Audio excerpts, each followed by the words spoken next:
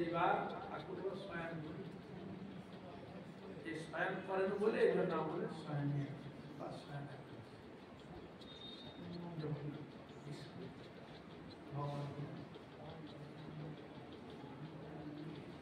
তাই এই একাদশীর মাহাত্ম্য যুধিষ্ঠির মহারাজ বলিলেন, হে কৃষ্ণ, আষাঢ় মাসের শুক্ল পক্ষিয়া একাদশীর নাম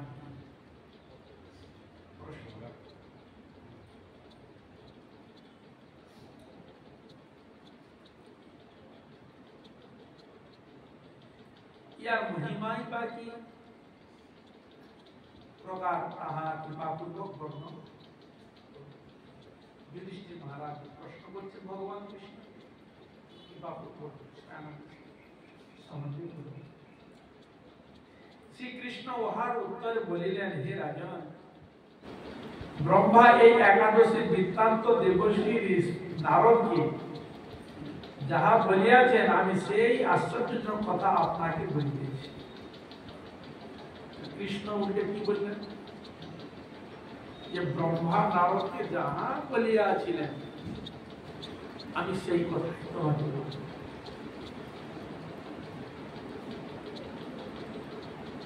আর কিছু মানে আর কিছু ছিল না, আরো অনেক কিছু আছে। সমান দেখলে এইটুকু বললেই কলিযুগের মানুষের কাছে যথেষ্ট। বুঝলেন, আমাদের শাস্ত্রীয় গুরুবর্গ যেটুকু আমাদের দিয়েছেন এইটুকু যদি একটু নাড়াখাটা করো অতই তোমার ভবসুন্দর পার হয়ে যাবে। তো মহাপ্রভু তার সোজা সরে করে দিলেন, নামকে আশ্রয় করো, কায় গুরু মনোবাকে ভগবানের সেবা করো, কৃষ্ণ সেবা করো, হরিনাম করো, হরিনামকে আশ্রয় করো, ভবসুন্দর পার হয়ে যাবে। তোমাকে দুনিয়ার দিকে তাকাতে হবে না, ও কি করলো, সে কি করলো, ও কি করলো, ও কি বললো, ওখানে দৌড়লো ফুটলো। এই জন্য সম্প্রদায়গত একই আচরণগত সেগুলো শুনলে কি হয় ভক্তিগত, তাহলে আমরা মঙ্গল হবে না। এমন কিছু কিছু কথা, এমন কোনো বক্তা এমন কিছু বক্তব্য পেশ করবে তখন আমরা ভগবান ভজন করার প্রবৃত্তি ছিল ওইটা আমরা অন্যদিকে উল্টে তুলবে।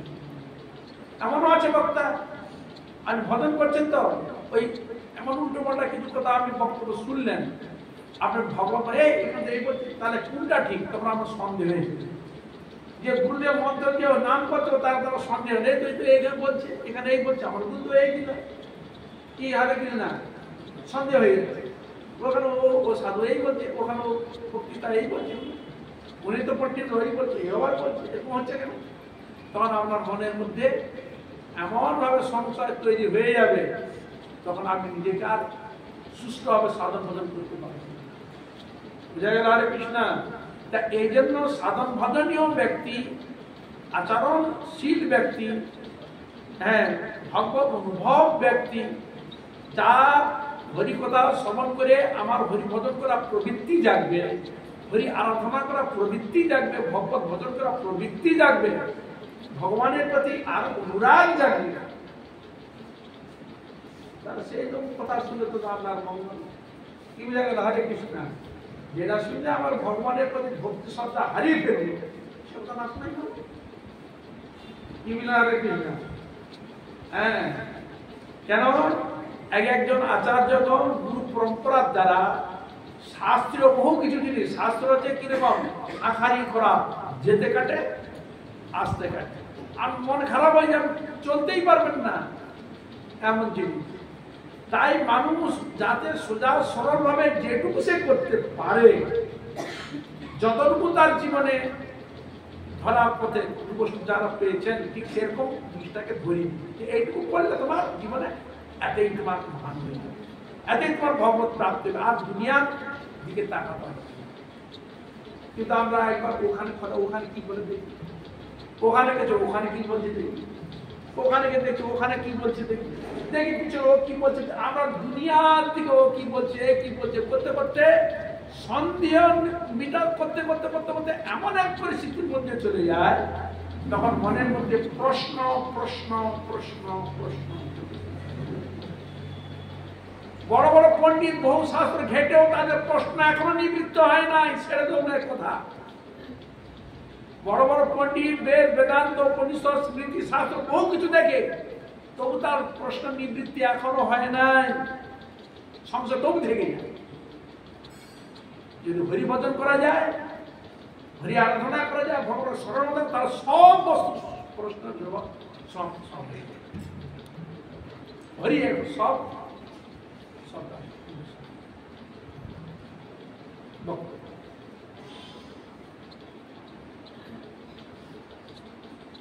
কিছু কিছু এমন জিনিস আছে স্থান কাল পাত্র বিচার করে, কিছু কিছু জিনিস এমনও দেওয়া আছে বড় বড় পণ্ডিতগণ সে বিচার করে ফেল হয়ে যায়।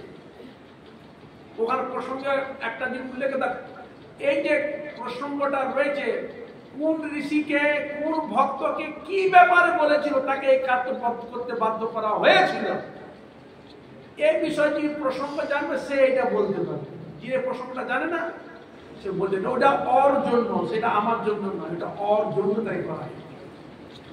এমনও প্রসঙ্গ থাকে সেটা শ্লোক দিয়ে দিচ্ছে কিন্তু তার উপাখ্যানে জিনিসটা ধরানো হয় না, আচ্ছা তো অন্য জায়গায় ওদের সেটা পায়, ওখানে তো প্রমাণ পায়। এই যে সমস্যা হয়ে পুরাণ পড়তে পারে, পুরাণ পড়তে তো সমস্যা হাজির হয়ে যায়, স্মৃতি পড়তে স্মৃতিও সমস্যা হয়ে যায়, আর বই দুই শাস্ত্র সেও সমস্যা হয়ে যায়। তখন আবার টানাটানি করতে আরম্ভ হয়ে যায় যে পুরাণ থেকে স্মৃতি সাহায্য নিতে, পুরাণ তো বাদ পড়ে, আর স্মৃতি যখন সমাধান আনতে পারলো না তখন বৈদিক যা বলে সেটা বুঝে গেল কিছু না, এ মাথা খারাপ করে। এই যে দুনিয়ার থেকে মাথা খারাপ না করে আমাদের গোস্বামী করে দুর্বল যেটুকু দেখেছেন ওইটুকু।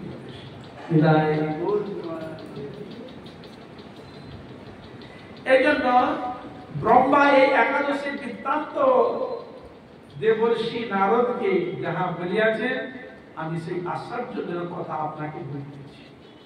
কি বলেছিলেন নারদকে? ব্রহ্মা বলিলেন, হে নারদ, এই সংসারের সত্যই হরিবাসন ভিন্ন আর পবিত্র কিছুই নাই। পবিত্র কিছুই। কে বলছেন? ব্রহ্মা। কথা কাকে শোনাচ্ছেন ভগবান গোবিন্দ? যুধিষ্ঠির। যাহারা এই প্রকার পবিত্র পাপনাশক এবং সকল অভিষ্ট প্রদাতা একাদশী ব্রত না করে তাহারা নিশ্চয়ই নরক যন্ত্রণাই বাঞ্ছা করে। তাহলে ব্রহ্মা যেটা বলেছেন সেটা ভগবান মেনেছে কি? আরে কি তার কথা বলুন কি? তার ওইটা কার? ভগবান নিশ্চয়তাকে উপদেশ দিয়েছিল ব্রহ্মাকে। তার ব্রহ্মা ওই জিনিসটা পেল কোথা থেকে? প্রথম যা কিছু বিষয়ের মূল বীজ হচ্ছে স্বয়ং ভগবান গোবিন্দ।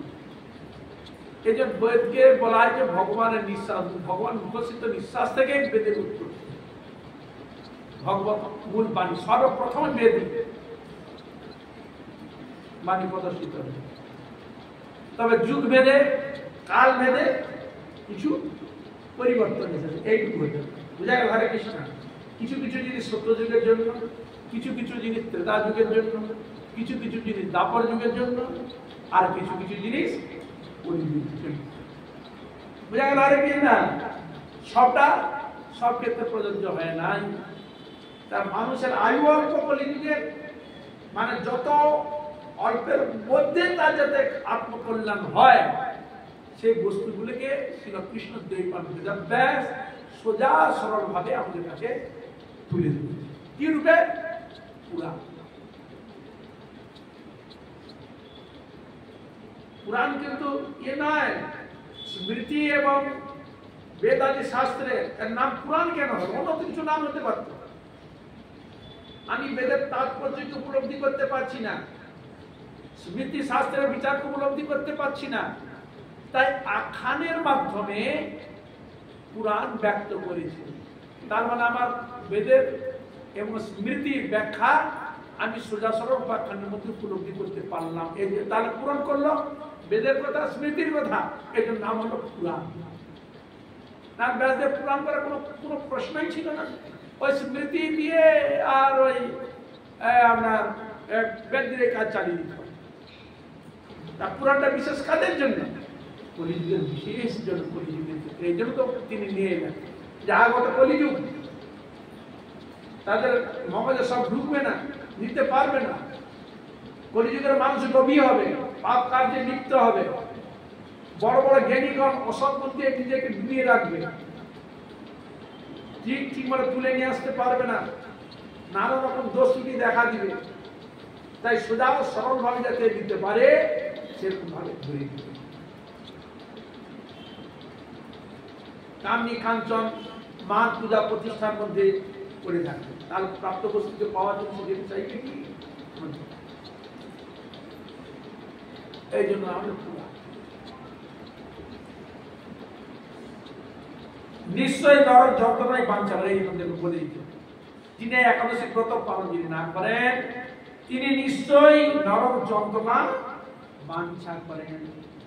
মানে আমি তাহলে নরকে যাবো, সেই যন্ত্রণা ভোগ করবো, এই ইচ্ছা প্রাপ্ত করে। কে বলছেন? কৃষ্ণ। আগে শোনাচ্ছে প্রসঙ্গটা, নারদকে শোনাচ্ছেন ব্রহ্মা এই প্রসঙ্গ কথাটা বলছেন, ওই কথাটাই কৃষ্ণ যুধিষ্ঠির মহারাজ বললেন। তাহলে আপনি এই কথাকে ই করতে পারবেন, ফেরাতে পারবেন? ভগবান উপস্থিত পারি।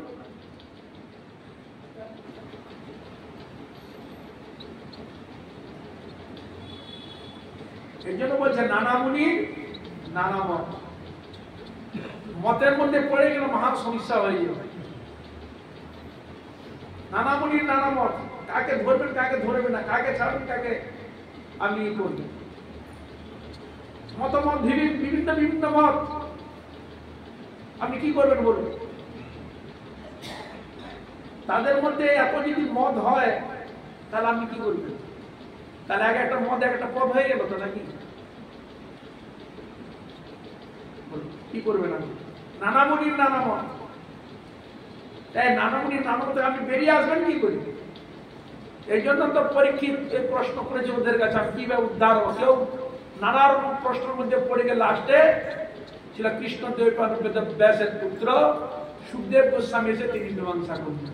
এই ও সব বাদ দাও, হরি কথা হরি কীর্তন ভগবানের নাম শ্রবণ করো, ভাগবত কথা শ্রবণ করো, ও সব নানা মুনি নাম সব দূরে ছড়ে দাও। ওখানে মনগুলোকে নিল না, কি বলে আরে কি না, ওখানে তো অনেক না ঋষি ছিল, আর স্মৃতি শাস্ত্র তো ওদেরই। বলুন আপনারা কি করবেন বলুন? কোন কার্যকারী হলো না। এখানে ব্যাসদেব এর পুত্র সুখদেব ওই হরিকথা শুনিয়ে সব সমাধান করলেন।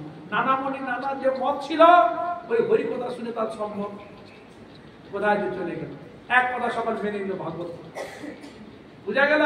এই যে কলিযুগের ক্ষেত্রে ভাগবতী হরি ভজন হরি কীর্তন হরি আরাধনার মাধ্যমে সবটাই সমাধান সম্ভব, সকল কার্যই সম্ভব। এই জন্য শাস্ত্র বলা যে কৃষ্ণ নাম ভজজীব আর সব মিছে পলাইতে পদ নাই জম আছে মিছে, কৃষ্ণ নাম হরি নাম বড়ই মধুর, যেই জন্য কৃষ্ণ ভজে সে বড় চতুর। এই শব্দগুলো সংযোজন করেছে। বুঝা গেল? হরে কৃষ্ণ। যত যাই থাক, যদিও পুরাণের মত সেটাও প্রযোজ্য, কেউ যদি বলে আমি পুরাণের মতকে অবলম্বন করে করবো তাতে কোনো দোষাবো হবে না, কোনো লেখা আছে। কখন যখন মত যখন বিরোধ হয়ে যায় তখন নানা করে, আর কেউ যদি করেও থাকে তার দোষাবো হবে না। বুঝা গেল? হরে কৃষ্ণ। তাতে কোনো দোষাবো হবে না। এই জন্য গুরুবর্গ যেগুলো বলছে, দেখো বিশেষ করে যেন আমাদের ছাত্র শান্তির ক্ষেত্রে গুরুবর্গ আমাদের বলেন যখন পিতৃকার্য এলেও আমরা ওই একাদশীতে না করে দ্বাদশীতে করি। তার অনুসরণ অনেক কিছু গ্রন্থ অনেক কিছু থিওরি দেখিয়েছে। তা আমি যদি বলি এইটাও যদি করি আমার কি হবে, কোনো দোষ ত্রুটি আছে, কিছু হবে কি? আমি এই কথাই আমি চলি, যেহেতু বলা আর কোনো ক্ষতি আছে, কিছু হবে কি? এটাও তো আছে। তাহলে এখানে কার বাক্যটা বলবেন? গুরু বাক্য বলবা। ভগবানও যদি এসে বলে এখানে গুরু বাক্য বলবা নেই, আর ওখানে বলাও আছে আচার্য যাহা তিনি নির্বাচন করিয়ে বলিবে তাহাই তার কাছে শ্রেষ্ঠ, ওই চিন্তাই করিবে। বুঝা গেল? কোনো কোনো জিনিস তুমি সমাধান পাচ্ছ না, আচার্য যদি বলেন তুমি এইটাই করো, সেটাই তুমি করবে। বুঝা গেল? আরেক কিছু না। তাহলে আমাদের গৌরীয়গণ যারা আছে, আমাদের আচার্যগণ যাহা বলিয়া আছে, তুমি শাস্ত্র হাজার দেখালেও আমার আচার্যগণ যাহা বলিয়া আছে তাহা আমি করিব। ভগবত বাক্য গীতায় গৌর প্রেমানন্দ। বুঝা গেল? হরে কৃষ্ণ। আচার্য যাহা বলিয়া আছে, বুঝা গেল? যেমন আমাদের আচার্য বলেছে যে বৈষ্ণব কৃষ্ণ ভজন করবে, গোলা তুলসী অবশ্যই তাকে ধারণ করতে, তিলক ধারণ করতে হবে। বলা যেত না এমনও সম্প্রদায় আছে গোলা তুলসী নেই, তিলকও করে না, তো তার গুরু তাকে সেইভাবে শিখিয়েছে। কি বুঝা গেল? হরে কৃষ্ণ। বলো তাকে শিখিয়েছে সেইভাবে চলছে। বুঝা গেল? তাহলে এখানে কি তার আচার্য তার শিখেছে, তার পরম্পরাগত। তা আমার যদি পরম্পরাগত যে আমার আচার্য এই নিয়মে যদি আমাকে থিওরি বলে, আমি ওই থিওরিতেই চলবো, সেখানে হাজার শাস্ত্র থাকলেও সেটা গ্রহণযোগ্য নহে। বিদায় গৌর প্রেমানন্দ। বুঝা গেল? শাস্ত্র সাকারি করা বহু প্রমাণ দেওয়া থাকে, পক্ষে বহু কিছু থাকে, কিন্তু আমার আচার্য যেখানে আমার গুরুগুরু যে দেখিয়েছেন সেটাই আমি মানব। সেটা স্বয়ং ভগবান এসে যদি বলে যে এটা না,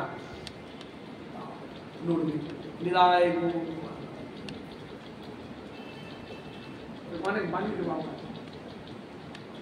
এটাও পেশা জানি। শাস্ত্র অনেক কিছু যুক্তি তর্ক অনেক কিছু দেখালেও আচার্য যাহা বলিবে তাহা তুমি মানিয়া সেই কর্ম করিবে, তাতে তোমার কোনো দোষাবহ হইবে না।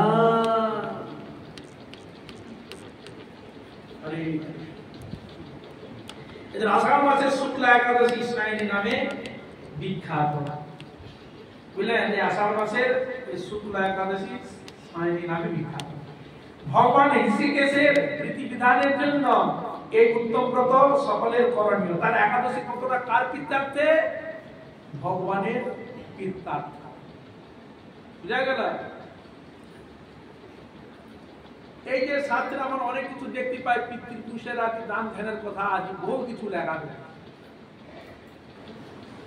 তার ভগবানের ক্ষেত্রে এবং তার ভক্তের ক্ষেত্রে দানের বহু কিছু জিনিস দেওয়া আছে। তার দান নেওয়ার যোগ্যটা কি? কে মূল দান নেওয়ার যোগ্য? স্বয়ং ভগবানই মূল দান তো পূজনীয়, সর্বপ্রথম পূজা দান সবকিছু কিনে নেওয়ার যোগ্য, অন্য কেহ নয়। তা যিনি শরণ গ্রহণ করবে তিনি দান নেওয়ার যোগ্য। তাহলে ভগবান কেন বলবেন দান যদি করতে হবে আমাকে দান করো, পূজা যদি করতে আমার পূজা করো, ভজন যদি করতে আমার ভজন করো, যত করোসি যদুন্নাসি তৎনসি দদাসি তৎপুরুষমদর্পণম, শ্রীমদ্ ভগবত গীতা। তার দান নেওয়ার কে বস্তু? স্বয়ং ভগবান। সে ভগবানকে যিনি অনুসরণ করে চলেছেন, যেমন ব্রাহ্মণ বলা আছে, ব্রাহ্মণ মধ্যে কিসের উপর? ব্রহ্ম ভগবানের উপর। কি হরে কৃষ্ণ। তার সাধকগণের প্রতি তাকে, তার ক্ষেত্রে তাকে নিযুক্ত করে জগতের মঙ্গলের জন্য তাকে দেওয়া হয়।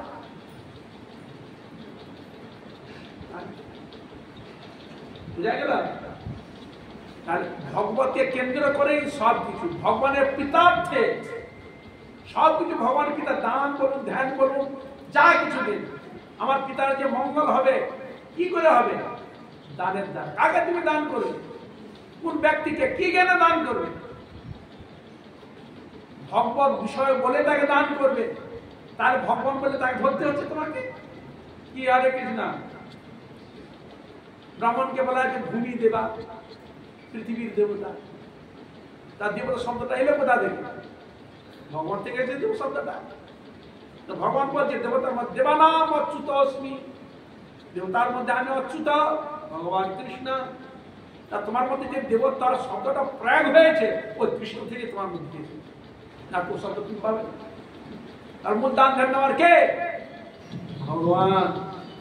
ভগবত কর্তৃক তার থেকে তার আসে। শাস্ত্রে আরো বর্ণিত রয়েছে দান আগে ভগবানকে দেওয়া হবে, আগে ভগবানকে দান করা হবে। ভগবানকে দান করে ভগবানের প্রসাদই বস্তু ভগবানকে দান করা। এই যে প্রসাদ আগে ভগবানকে ভোগ দেওয়া হলো, তারপর ওই প্রসাদ আবার সকলকে দান করা। কি দান? প্রসাদ দান। বুঝা গেল? হরে কৃষ্ণ। তার মানে দানের মূল পুরুষ কে? ভগবান। তাহলে আমরা যদি কোনো মনুষ্য ব্যক্তির উপর নিজেকে প্রয়োগ করি, এটা সম্পূর্ণ ভুল হবে। বুঝা গেল? তাহলে এই জন্য তর্ক করতে গেলে বহু কিছু তর্ক আসবে। এই যে তর্ককে না গিয়ে সুজা সর্বাগ্য আচার্য এবং যাকে যা দেখিয়েছেন সেই পথ অনুসরণ করে চলাটাই ভালো। সমালোচনা করা কোনো প্রশ্নই না। ঋষিকেশ বলে, ঋষিকেশের পৃথিবী ধারণে নিযুক্ত উত্তম ব্রত সকলের করণীয়।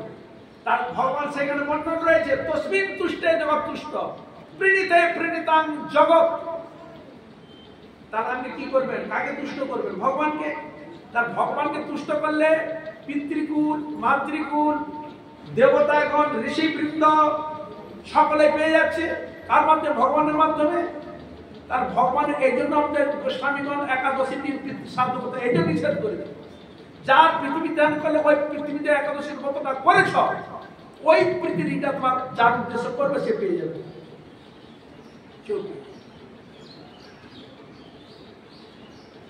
কিন্তু স্মৃতি আজ বহু কিছু শাস্ত্র দেখায়, লেখা তো অনেক কিছু আছে, কিন্তু এখানে আমার আচার্য বাক্য বলবান।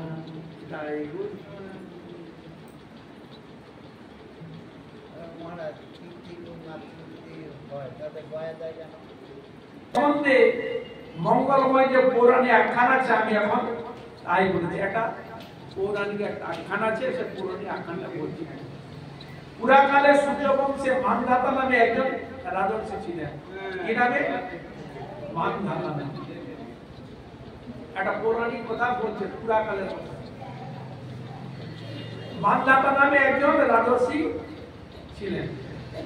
তিনি সত্য প্রতিজ্ঞ এবং প্রতাপশালী রাজ চক্রবর্তী ছিলেন।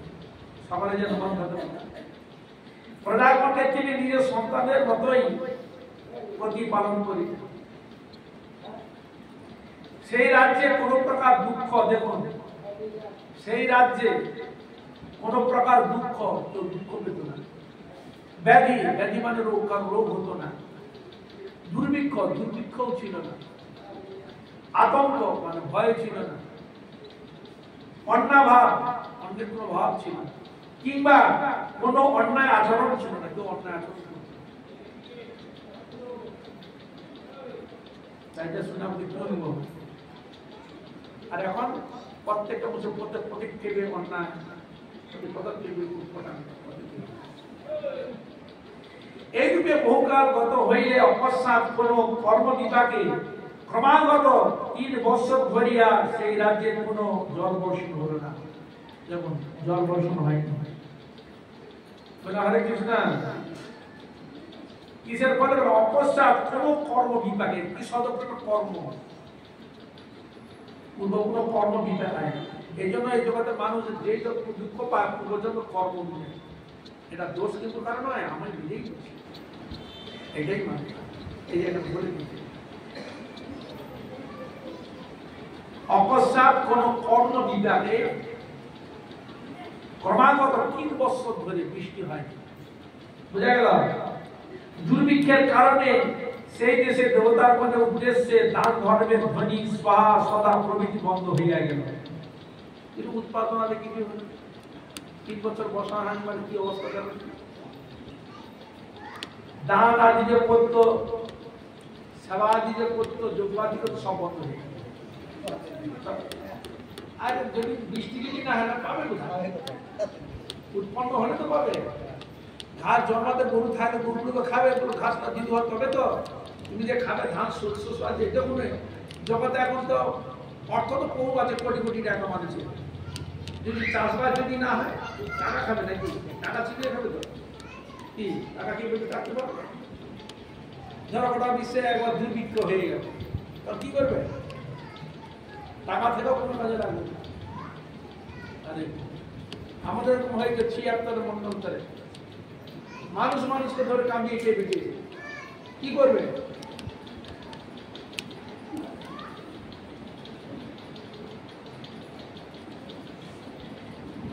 এর মধ্যে বেদ পাঠও ক্রমশ লুপ্ত থাকে। বেদ পাঠে ক্ষুধার আহার মধ্যে কিছুই নাই, পেটে দিলে তবে তো শান্তি হবে, তবে তো কিছু করবো, সব বন্ধ হয়ে গেল। অতঃপর প্রজাগণ রাজার নিকটে আসিয়া বলিতেন, মহারাজ দয়া করিয়া আমাদের কথা শ্রবণ করুন। নারদ শব্দে শাস্ত্রে জল সূচি, না শব্দে জল শাস্ত্রে সূচিত হইয়াছে।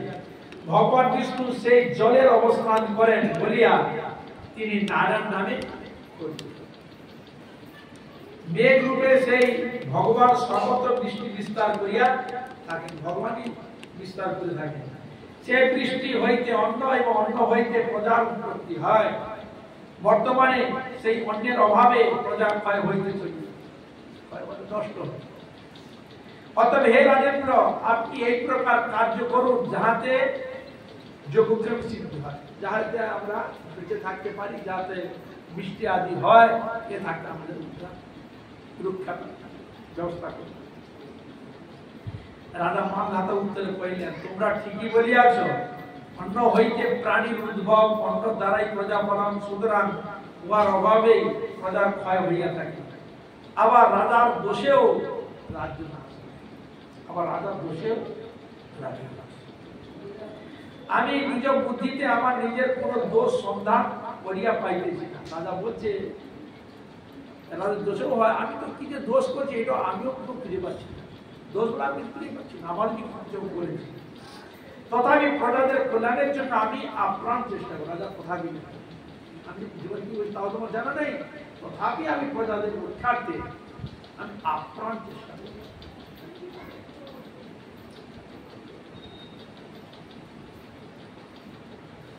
অনন্ত রাজা বিধাতাকে নমস্কার করিয়া সসৈন্যে বনে গমন করিলেন। তাকে প্রণাম করিলেন বিধাতা। তার নাম বিধাতা, কি বলতে পারে? হ্যাঁ, ব্রহ্মাকে বলাও বিধাতা, হ্যাঁ, ভগবানের আর এক নাম বিধাতা। ব্রহ্মারও নামও বিধাতা, আবার ভগবানের নামও বিধাতা।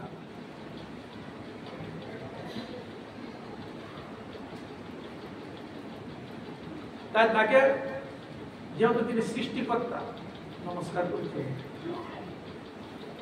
সসৈন্যে বনে গমন করিলেন এবং রাজ্যের প্রধান প্রধান ঋষিগণের আশ্রমে গ্রহণ করেন। তাহলে ওই বনে ঋষিগণের আশ্রম আছে, ঋষিগণ সেখানে উপস্থিত।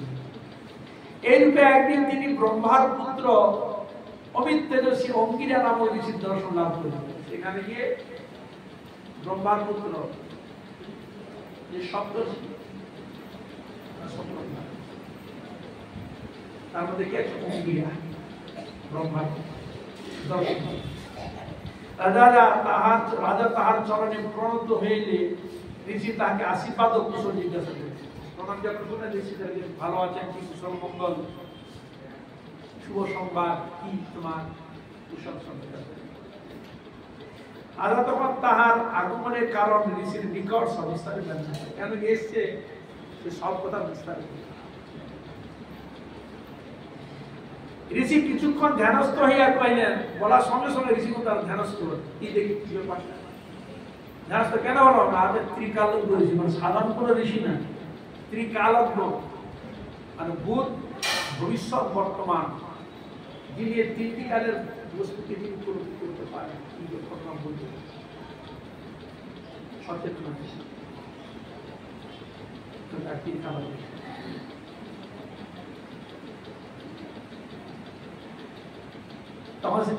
তখন সে ঋষি বলছে, হে রাজন, এটি সত্য যুগ। কি যুগ? কোন যুগের ঘটনা যদি কথাটা? সত্য যুগের কথা আমরা এখন শুনছি। বলছে এটি আছে সত্য যুগ। মাতাটা কোন যুগে? সত্য যুগ। তখন তিনি বলছে এটি সত্য। এ যুগে সকল লোক বেদ পরায়ণ ও ব্রাহ্মণ ভিন্ন অন্য কেউ তপস্যা করেন না। এ যুগে বেদ পরায়ণ এবং ব্রাহ্মণ ছাড়া অন্য কেউ এই যুগে তপস্যা করেন না। বেদ পরায়ণ ব্যক্তি, ব্রাহ্মণ ছাড়া কেউ তপস্যা এ রাজ্যের এক গৃহশৈলী মানে শূদ্র তপস্যা করে দিয়েছে। সত্যযুগে বেদ পরায়ণ ব্রাহ্মণগণ তপস্যা ব্যতীত অন্য কেউ করেন না, কিন্তু এই সত্যযুগে গৃহশৈলী নামে একজন শূদ্র ব্যক্তি সে তপস্যা করে। বুঝা গেল? তার পক্ষে এই অকার্য সাধনের জন্যই রাজ্যে এরূপ অনাবৃষ্টি হইতেছে। যেহেতু সে করা উচিত করছে, এই জন্য অনাবৃষ্টি দেখা গেল। এই জন্য বৃষ্টি কি হচ্ছে, এই জন্যই হচ্ছে।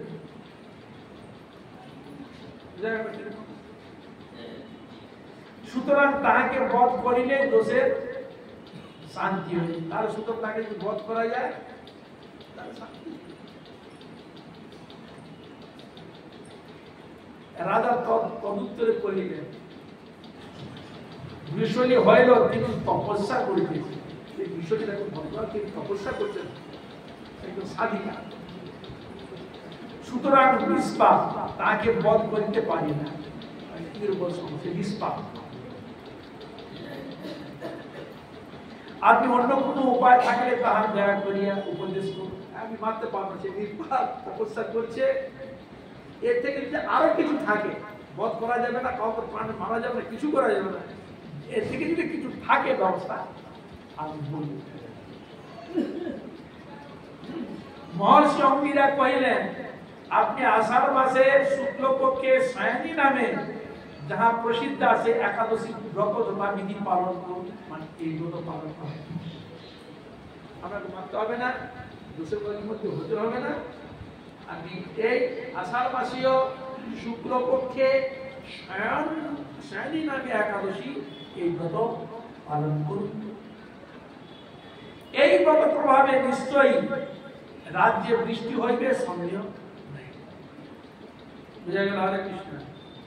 এই ব্রত যদি আমি শুদ্ধভাবে যদি পালন করেন, তাহলে অনিবার্য বৃষ্টি হবে। বৃষ্টি হলে তখন আমরা পুনরায় চাষবাস ইত্যাদি সব কিছু আমরা পুনরায় ফিরে পাবো। তাহলে বুঝতে পারছেন তো? পুলিশ যখন মেরে দিতে, তাহলে সাইনে একাদশী কথা প্রশ্নই আসছে না। রাজাও সেরকম ধার্মিক, বুঝাই। আর কলিকালে বলে দাও মেরে ব্যাপারই ভিতরে কি হবে না হবে দেখার জন্য, তাই হচ্ছে। রাজা মুনির এই কথা শুনিয়া নিজ প্রাসাদে প্রত্যাবর্তন করিলেন। আষাঢ় মাস উপস্থিত হইলে রাজ্যের সকল প্রজা রাজার সহিত উক্ত একাদশী পথের অনুষ্ঠান করিলেন। দেখো, প্রজা সহ, শুধু রাজা একা নহে, প্রজা সহ ব্রত পালন করলেন। ইহাতে মেঘ বর্ষণ করিল। সকালে যখন করলো বর্ষণ এবং ভূমি পুনরায় শস্য শ্যামলা ভরপূর্ণ হইয়া উঠিল। ভবিষ্যৎ পুরাণে এই একাদশীর মহিমা বর্ণিত আছে। এই ঘটনা কোথায় লেখা আছে? ভবিষ্যৎ একটা পুরাণ আছে, সেই পুরাণের মধ্যে এই ঘটনা বর্ণিত। এখানে ভগবান শ্রীকৃষ্ণ এই কথা শ্রবণ করিয়ে সমাপ্ত বুঝা গেল। তাই মানধাতা রাজার চরণে এবং ঋষিবর্গের চরণে, আপনাদের সকল ভক্ত সকলের চরণে, একাদশী ব্রতের চরণে পূর্ণ দণ্ডবত প্রণাম এখানে রাখি। আপনার কৃপা আশীর্বাদ করুন যেন এইভাবে হরিদু কৃষ্ণ মহিমা দুর্গা কীর্তনকে যেন পাপ মুক্ত হয়ে ভগবান কৃপা সিন্ধু দানম ভাবনিভ্যো।